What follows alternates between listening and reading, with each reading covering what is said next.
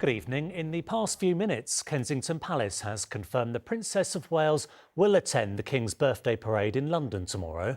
The Palace also released this new photo of the Princess taken in Windsor. In a statement, Catherine thanked the public for their messages of support during her treatment for cancer. She spoke of having good and bad days as she continued her chemotherapy. Her statement added, "I'm looking forward to attending the King's birthday parade this weekend with my family and hope to join a few public engagements over the summer, but equally knowing I'm not out of the woods yet. I'm learning how to be patient, especially with uncertainty, taking each day as it comes, listening to my body and allowing myself to take this much-needed time to heal." And we'll have more on that announcement from our royal editor Chris Shipp in the ITV Evening News, which follows in just a few moments' time.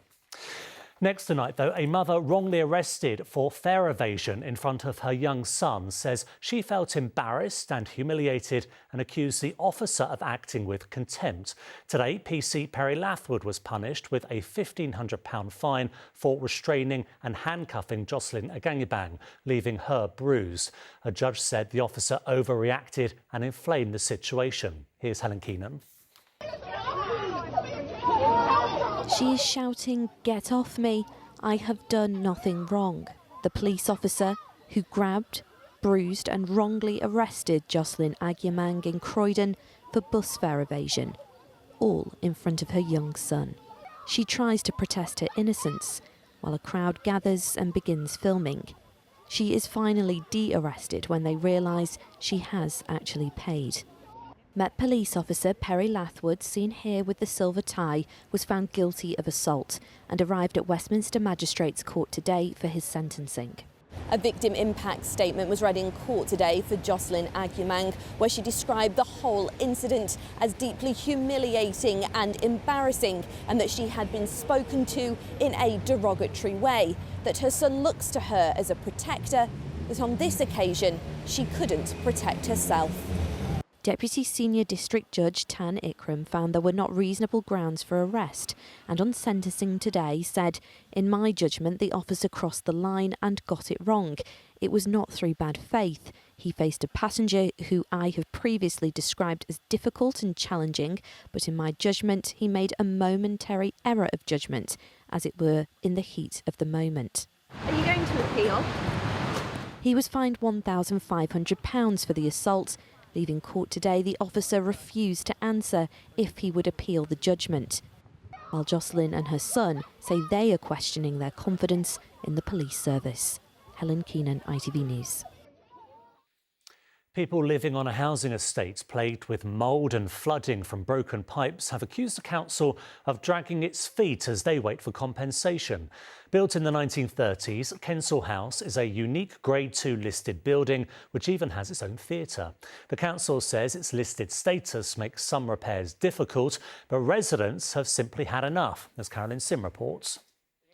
It's not good for your chest, so he normally keeps the door open. In Caroline Chiku's flat, you can smell the damp. Mould grows on the windows, paint flakes from the walls. A few months ago, it was completely flooded. It's going to happen one day. I'm going to be outside. Because one of my neighbours upstairs, it went right through the flat.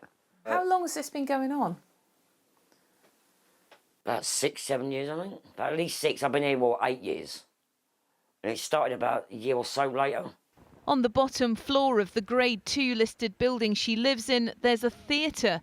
A group called SPID ran it for 18 years, but as the building deteriorated, it had to close. SPID raised over £2 million to renovate the space. But because the council haven't fixed the rest of the building, the ceiling still leaks. When it's closed, there is water being filled up, and when you open it, the water comes down, and what we do, we grab like a bin or a bucket and we just let the water come down. It's very, very, very frustrating. Kensington and Chelsea Council promised to make repairs 16 months ago, but they said today the building's scheduled to undergo major works in 2025. We've set up a residents' working group to feed into the plans and ensure we remedy the problems residents have faced, including historic problems with the drainage. But people here say it's taking too long and they want to be listened to. Carolyn Sim, ITV News. More than 800 planned operations and 700 outpatient appointments have been rearranged in London after a major cyber attack. The two trusts most affected were King's College Hospital and Guy's and St Thomas's. Officials said staff were working around the clock to sort the problem, but the disruption would last for some time. And the family of a man who died after being shot in Ealing have described him as a gentle giant with a heart of pure gold. 20-year-old Sebastian James Cran died in hospital 3 days after being attacked. Police believe he was involved in an argument with a group of men in Templeman Road. No one has been arrested so far. Now, many of us have been feeling the pinch, but now the cost of living is even affecting the way fans cheer on England at the Euros. The Kirby estate is famed for being emblazoned with the St George's Cross, but things aren't quite the same this time around, as soaring costs mean fewer flags. Here's Antoine Allen. Even national pride can't escape the cost of living crisis. The Kirby estate became world famous for its England flag display. The football-mad area normally cover all of their homes in flags. When are the flags going up? When are the flags coming up? But their self-funded England pride has become too costly for the residents of this Bermondsey estate to afford to be able to replace and buy new flags. And we managed to get a company to do us a flag for 33p each. We bought a lot of flags, but over the years they've run out. Last year we went to buy some and the best we could get was £2 a flag, and now we've started looking again this year. It's £3 a flag we can find minimum, and the problem is when you need over 200, 250 flags, we just can't afford that on it. The display of national pride consistently draws media attention during major football tournaments like the Euros that begin tonight. But it's the residents that find the money to buy the flags. This year, they might need a helping hand. Someone on Instagram messaged us and said, like, I work for so-and-so, we're looking into maybe giving you some money to buy some flags, leave it with us. And I said, that's absolutely amazing, but it's not what we've ever done, it's not what we're about. We've always tried to fund it ourselves, but as we've said, never look a gift horse in the mouth, I suppose. The Kirby estate's support for the Three Lions remains unwavering. And the ends as well. This is insane, man. England star Erebice Eze reacted with joy after seeing the mural in his honour on the estate. Eze grew up in Greenwich. Chris hopes the local boy can inspire England to victory. I don't think he'll start the first game, but given the chance, if he can just do what he's been doing all season at Crystal Palace, I think other teams are going to be frightened of him because they don't know what to expect. The Euros kicks off for England on Sunday against Serbia. The Kirby estate say not even the cost of living crisis will stop them putting on a party to cheer on the Three Lions if England can bring football home. Antoine Allen, ITV News. OK, on to the weather now. After a thoroughly miserable few days, let's have a look at the weekend forecast with Nick Miller.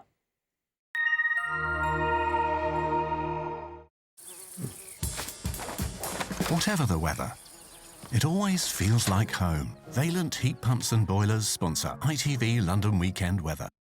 Hello, this forecast will not change your opinion of our summer weather so far, and here's why.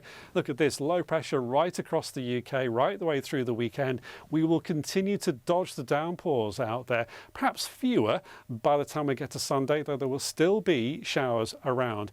We've seen some heavy ones out there today. They are going to continue this evening and into tonight, though later in the night there is a bit of a lull, some clear skies for a time. Temperatures just about dipping into single figures. A fresh start to Saturday, soon clouding up first thing tomorrow. One batch of showers moves on through. Sunny spells then come out, then further heavy and possibly thundery showers with gusty winds on a cool feeling day. Fewer showers on Sunday. Vaillant Heat Pumps and Boilers sponsor ITV London Weekend Weather.